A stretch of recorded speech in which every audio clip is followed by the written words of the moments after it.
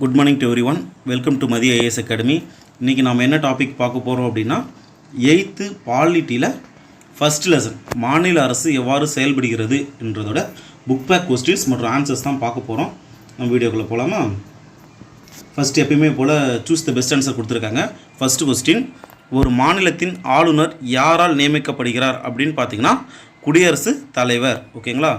Second one, மாநில அமைச்சரவை குழுவின் தலைவர் யார் அப்படின்னு பார்த்தீங்கன்னா முதலமைச்சர். தேர்ட் ஒன், மாநில சட்டமன்ற கூட்டத்தை கூட்டவும் ஒத்தி வைக்கவும் அதிகாரம் பெற்றவர் யாருன்னு கேட்டிங்கன்னா ஆளுநர். 4 ஒன், உயர்நீதிமன்ற நீதிபதிகளை நியமிப்பதில் பங்கு பெறாதவர் யார் அப்படின்னு கேட்டால் உயர்நீதிமன்ற தலைமை நீதிபதி. சரிங்களா? 5th ஒன், உயர்நீதிமன்ற நீதிபதிகள் ஓய்வு பெறும் வயது 62. நெக்ஸ்ட் ஒன், இந்தியாவில் உள்ள மொத்த மாநிலங்களின் எண்ணிக்கை எத்தனைன்னு கேட்டிங்கன்னா 28, யூனியன் பிரதேசம் 8. நெக்ஸ்ட்டு, ஆளுநரின் பதவி காலம் எத்தனை ஆண்டுகள்னு கேட்டிங்கன்னா 5 ஆண்டுகள். தேர்ட் ஒன், மாவட்ட நீதிபதிகள் யாரால் நியமிக்கப்படுகின்றன்னு பார்த்தீங்கன்னா ஆளுநரால். நெக்ஸ்ட்டு, ஆளுநர் ஒரு மாநிலத்தின் அரசியலமைப்பின் தலைவர். சரிங்களா? 5th ஒன், ஒருவர் சட்டப்பேரவை உறுப்பினராக டேஷ் வயது நிறைவடைந்திருக்க வேண்டும். 25 வயசு நிறைவடைந்திருக்கணும்.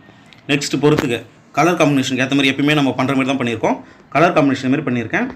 ஆளுநர் பெயரளவு தலைவர், முதலமைச்சர் உண்மையான தலைவர்.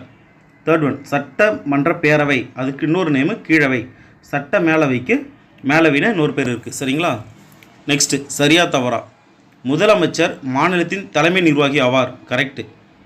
செகண்ட் ஒன், ஆளுநர் சட்டமன்றத்திற்கு 2 ஆங்கிலோ இந்திய உறுப்பினர்களை நியமிக்கிறார். தவறு. தேர்ட் ஒன், உயர் நீதிமன்ற நீதிபதிகளின் எண்ணிக்கை நிலையாகவும் ஒரே மாதிரியாகவும் இருப்பதில்லை. ஆமாம், அது மாறிக்கிட்டே இருக்கும். அதனால அது சரி. நெக்ஸ்ட்டு, சரியான கூற்றை தேர்ந்தெடு.